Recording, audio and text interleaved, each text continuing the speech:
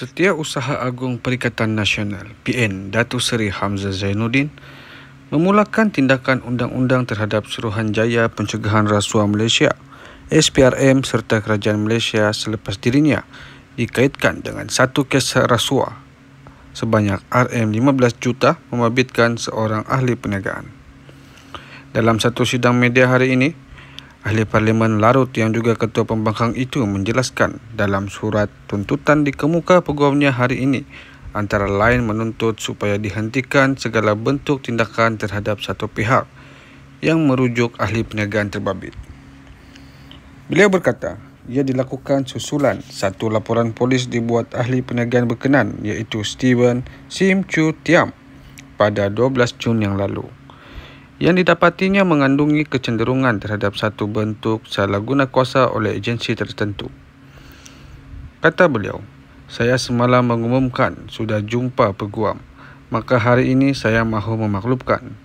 Satu surat dari peguam sudah saya hantar kepada Ketua Pesuruhjaya SPRM iaitu Tan Sri Azam Baki, SPRM dan Kerajaan Malaysia melalui Jabatan Peguam Negara.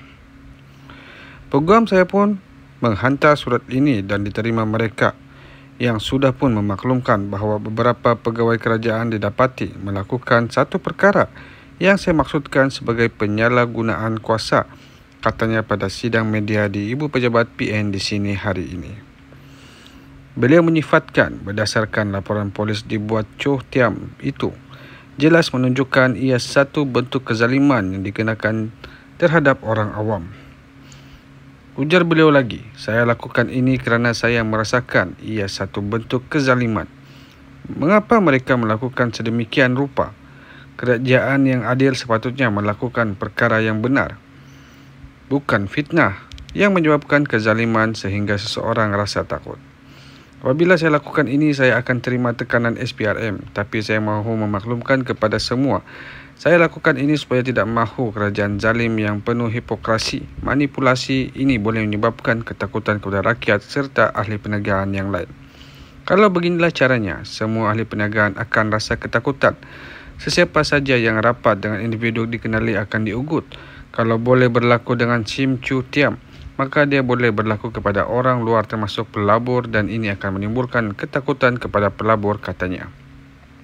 Dalam pada itu, beliau berkata kes pertuduhan membabitkan Sim Chu Tiam dan pendakwaan yang dikenakan terhadap pemimpin bersatu sebelum ini adalah bukti yang menunjukkan satu bentuk pendakwaan terpilih.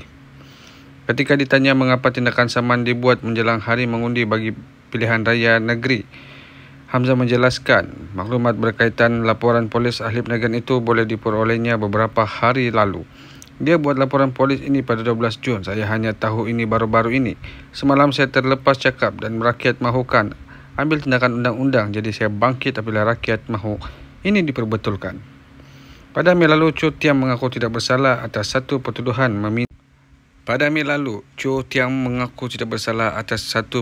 meminta dan 3 pertuduhan menerima rasuah membabitkan RM15 juta 2 tahun lalu.